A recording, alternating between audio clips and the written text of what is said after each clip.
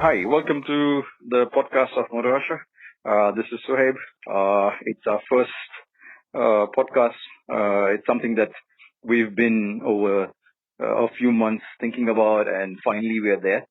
On our first podcast, we've got our first guest, Tanmay Pangam, someone that I know for a while, who's ridden motorcycles. We share the same, love for two strokes. He's had almost the same bike that I started off riding with, the RX 100, and now I think over past 20 years, he's moved on to bigger bikes. So, welcome, Tanmay. I think, you're the first one on our podcast. So I'm pretty excited as much. So, yeah. So tell us more about yourself first, and then I'll go directly into the topic that we were supposed to be, which is small ADVs versus big ADVs. Hmm. Super, man. Nice to have, being here now. And it's good fun, being the first one, the first guinea pig, I would say, to be on podcast. Yeah. It's a learning. It's actually a very big learning further.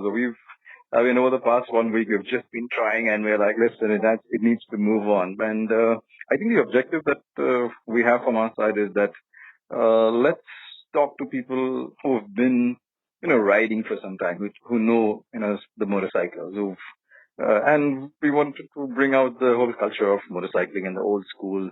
So we're going to try to do that. But yeah, I think we're going to start off with you. Well, I'm always up for new stuff, man. Yeah. It's good fun that way. Yeah. Cool. So I think I'll get into the topic, which is small ADVs versus big ADVs. I think there's always the first question that comes to me when we address this topic is, why are we getting into an ADV and what is it? So I think you've owned ADVs, ADV tours. I come from riding a Tiger for a while, so I think I'll ask you that question. It's better to send it across to you. So my journey, it's always been not about getting there very, very fast, but it's about having fun along the way as well. And more over the years, bones start creaking. You want to explore more. You want to go beyond tarmac. And I realized, hey, I need a more comfortable ride, something that will get me, into the bushes and get me back out safely as well. Go through a stream and I won't want to leave parts down in the water, stuff like that. Yeah.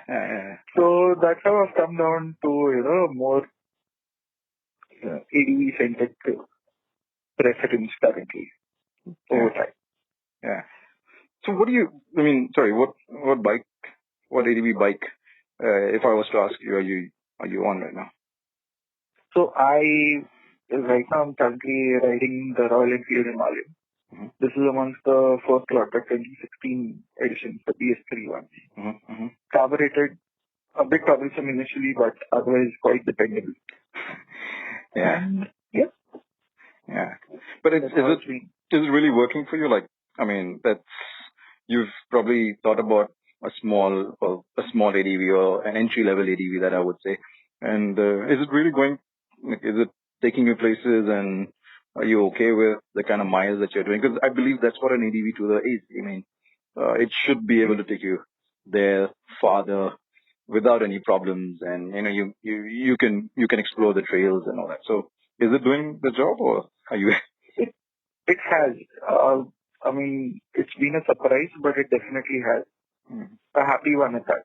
Of course, I would want it to be faster and lighter. Yeah. But that goes, even as a person as well, I would want to be that way, but it's okay. Yeah. We stand up and we just keep pushing along, man. Just moving on. Okay. So what is that one thing, if I was to ask you, that an ADV should have that, makes it different to probably a street bike? Because I've ridden quite a few kilometers in India, and there's people who still ride, street bikes long. I've seen people who have taken the Hayabusas up to, the place that everybody wants to go, which is Ladakh. I've seen that also happen. So what is it for you that will get you that? So I I definitely love a taller suspension, a more comfortable one with ground clearance. Yeah, yeah. Because the roads that we have, the kind of terrain that we have, even what masquerades as tarmac in most of the country, uh, definitely ground clearance and taller suspension. Yeah, yeah.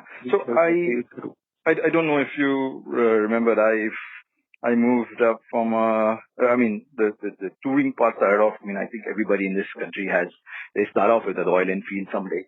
And, that was me also, like a classic 500. And then, I was really, I mean, I seized that engine quite a few times. And then I said, listen, if I'm doing such long journeys, having, parts fall off and having a seized engine doesn't help because you're stuck somewhere. And honestly, the only reason I moved up to an ER6 at that time was because, you know what, this is reliable, it'll get me there. And I started touring on that bike. Like I went two up on that bike till Bangalore from Bombay. And then you were young and, you're like, hey, listen, I can't do this again and again. And eventually, it was exactly the same thing. I came back and I said, hey, maybe I need to get a bike that doesn't tire me out. And the Tiger was one of the best choices. The reason I picked it up was because, again, you're saying travel, suspensions. It makes you lazy because the bike has enough torque to not change gears so many times. Yeah, you're getting there and you're just comfortable getting there. So I think that fatigue is less for you, I guess. Yeah. Yeah. The fatigue factor is not there. Yeah. And you started, I mean, I think it's got to do with maturity and getting older as well. I know there's a lot of people who are going to write to me and say, hey, listen, you know what? I'm 40. Doesn't mean that I need to always buy an ADV. So I'm okay with that. There's going to be a lot of people who are like, listen, whatever works for whoever, as long as we are riding. Yeah, yeah. Or talking about it, we're okay. Yeah. Which brings me to a very interesting question. There was somebody who asked me which is the best ADV tourer. So I'm going to ask you. I'm going to ask you which is the biggest, and then I'll get on to the topic which we have completely missed out, which is small and big. But yeah, which is the best ADV tourer for you? The one that we can afford. The one you can afford. That's good. You know what? The funny thing was when somebody asks me that question, right? I tell them, what is in your garage? That could be your best ADV tourer. You could make that your best ADV tourer. And there are people who are very happy. Like I said, there's a guy who went to Ladakh on a Hayabusa. We saw a person who went to Ladakh on a Diavel.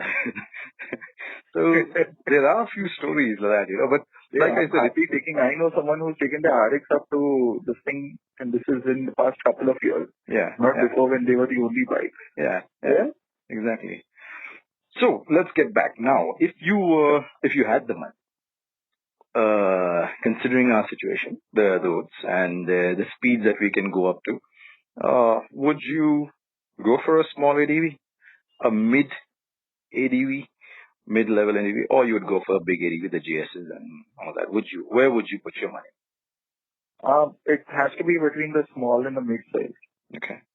So my sweet spot is somewhere between the 300 to 650 class. Okay.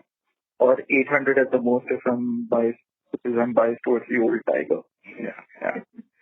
Now, if I was to, I mean, there's a lot of people who look at me also. I mean, there's superb mechanics in this country. Some of them really superb mechanics in this country. And they always tell me that, hey, you've got 800cc, but are you using those triple cylinders? Are you using that much power and torque? There is a sense of pride in owning a GS or the Tiger, which I agree. I mean, eventually, I feel eventually every person, I'm not going to say man, but every person will want to own a big ADV, which is a GS at the end of their, I'm a 45, 50-year-old and they say, listen, life should be perfect now. And, I'll buy the most perfect bike, which is made in this country, which I believe it is though. I don't know about your thoughts, but it is. I'm not going to go up there. No. That's way too much tech, way too much power that can be handled safely on Indian roads. Yeah. Enjoy it. Yeah. Enjoy that. So we'll come back and we say, say 300 to 600 or up to an 800 is what is more than enough in this country. That's what you're saying. So what I like about the bigger ADVs is their premium performance. So like you said, multiple cylinders, you've got higher horsepower, better torque, and the tech is there.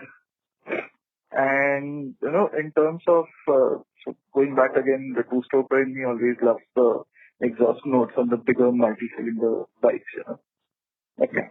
Yeah. I mean, it just sounds sweet and it does another added thing until at least the electrics come by.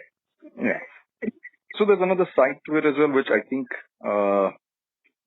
is cost of ownership of a small to a mid to a big. And I mean, for me, it can be a mass to a premium to a very premium, super premium kind of thing. So I'm gonna go the same line, which is the mid entry and everything. And I remember, I mean, I was this weekend. I was actually on the 390 ADV, which is I call it an affordable tourer that you can make it into an ADV tourer and you can go to places. And the funny thing was the sense of not having to worry about things when you get into the trails and going to your adventure, which is what these bikes are supposed to do. And you stood there and you're like, listen, if I drop this bike or if this bike has a problem here, can it be fixed? So the 390 adventure, the same with the Himalayan. Like I can think of the same thing, which is you can come down back and there might be a service center soon. I think with the big ADVs, I know they're reliable or not, but I've seen people who've put them on an RSA just because there was a puncture and nobody could repair that puncture. And this is something that was on the road to Goa. So, I think there's a little bit of a limitation that I can see with big ADVs and a small ADV. The other thing that I can think of is the cost. I remember dropping the bike and we lost the mirror and the clamp, the clutch clamp where it is mounted. And that thing, we came back to KTM and it cost us 71 rupees just to change it. So you're back on the road, and it's available. Brake as much as we want without a worry. Yeah. And that's the advantage of the smaller affordable one. Yeah. Maybe that's why it's called an affordable ADV. It's called because, you don't have to worry. And I think the other thing is availability of parts. I mean, everybody knows that the premium, that your part can take some time. It's not that it's going to be available some days or tomorrow. Which is what the affordable thing. I believe you're Himalayan as well. Like when you've broken something, the part is going to be there. It's going to be, you can pay it and get out of the service tomorrow, today. So I think those are big things that play into the decision. But definitely. Yeah, I think that's the biggest. I think the affordability is the biggest thing in this part of the world. So I guess that's where it is. Cool. So do you have anything else that you've got any experience on small and big ADVs that you want to tell us about? So, I mean, affordable and the fact that, it exposes, it actually encourages having lowered the entry point into this exciting niche or genre, whatever you want to call it. Yeah. And it encourages more people to try things out. Yeah. And I think more people trying out ADV bikes, they will realize that, hey, the practicality factor, the fun factor is better on these on these kind of motorcycles. Then as the wallet and individual preferences, they can go up the ladder or they can be happy as I am in the, sweet spot of 400, 500cc bikes. Yeah. So I guess you've added that point. I think there's another point that comes to it is, if people have bought an ADV, I think the biggest reason is you should be covering kilometers. And, covering kilometers it can be an affordable option, but covering kilometers on a premium could not be an affordable option, I mean, tires are a big thing. They're variables. They're all, like, it makes a big difference to how much money you want to put in getting to do kilometers. And I think, I'm actually, the funny thing was when I saw the Himalayan launch and the KTM 390, I kept looking at myself. I said, it doesn't matter, what it is, but I'm so happy that motorcyclists now have an option to be able to get into riding an ADV and going those kilometers, going further, simple. And I think that's a good thing. That's a superb thing that has come up. But yeah, it's again like your pocket. And the smaller ADVs are also lighter to hustle around. They also blend better somewhat. The bigger ADVs end up attracting a fair bit of attention when you're out there. Yeah. And perception, beyond the cities and into the towns and the trails where you want to go. Things can get a bit more the focus comes back, spotlight comes back on a bigger, more premium ADVs. Yeah. Whereas the smaller ones are like, हाँ ठीक है, चल जाएगा, लेके जाएंगे इनको करके. Yeah, exactly. That kind of thing as well. Yeah. And we have quite a fair bit of market as well currently. Yeah. So that's what I love. I mean, 2019, 2020, 2020 not so much, but definitely 2018, 2019 has been good. So, I was just thinking about it. I can see at least almost 8, 10 motorcycles in the ADV segment that are there currently. Yeah. So, which is nice. I mean, you start off at what the lowest is the X-Pulse. I mean, to me, what I love about the X-Pulse is that it's, the best way to get into, to start off with your enduro trail riding scenario. Yeah. So you get an X-Pulse and, the factory rally kit that the Hero's providing. I mean, brilliant stuff. 1.2 lakhs for everything, including your kit. Yeah. And you're out there. So you're trying to say that people who buy big ADVs and go into the trails, sometimes you laugh at them? Is that what you're trying to tell me? No. I never laugh at anyone. You don't laugh at everyone. Or rather, I laugh at everyone. Yeah. Because honestly, I know, I mean, the people that I ride with, okay, so I know they've got a big ADV, but then on the side they've got they have these small enduro bikes that they still prefer going. So the ADV might not go to those, the off the road tracks, but they do go off road with their bikes. Which is perfectly fine. Yeah. I mean, which makes sense. At the end of the day, you bought the bike for your own use. Yeah, exactly. And if I want to take my, say for tomorrow, if I get the big GS, I want to take it on a market shopping run. Yeah. With even the tailors hanging. I don't care if the world is laughing. As long as I'm okay, I'm fine. Yeah, makes sense. Yeah, no, interesting. It's actually an interesting thing. But yeah, man, this is good. I'm glad you've brought these up. I think I don't know. It's a first podcast, but I think there's a lot of interesting thoughts that have come out, and I'm glad that we were able to bring this up.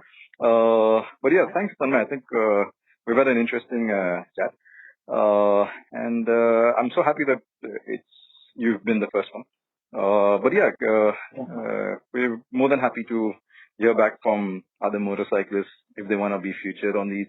Like I said, we want to bring out people who've been riding for years and they've got an experience and they've got some thoughts and ideas.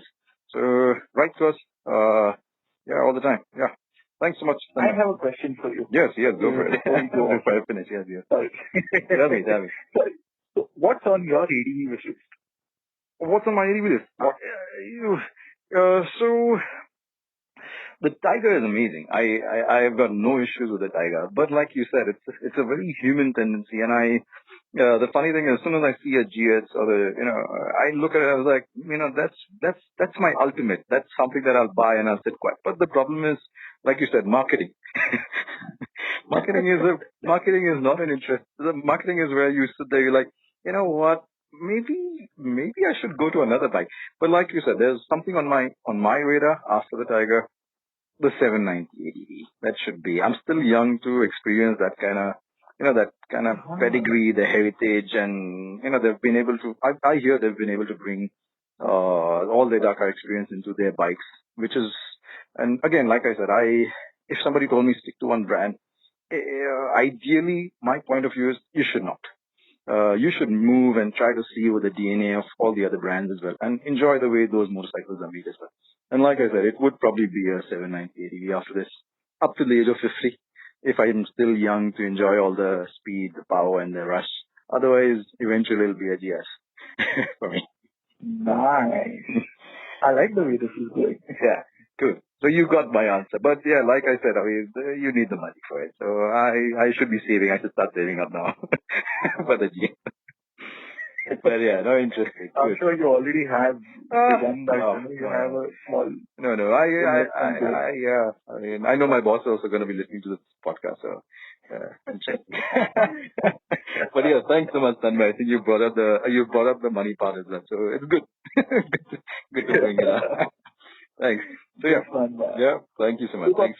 Yeah. Thanks so much, man. I'll see you around. Yeah, sure. Thanks.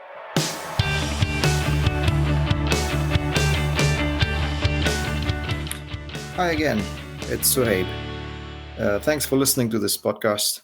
If you have anything to say about motorcycles and more, DM us on Instagram, and I'll be more than happy to get you on the show and hear your experiences.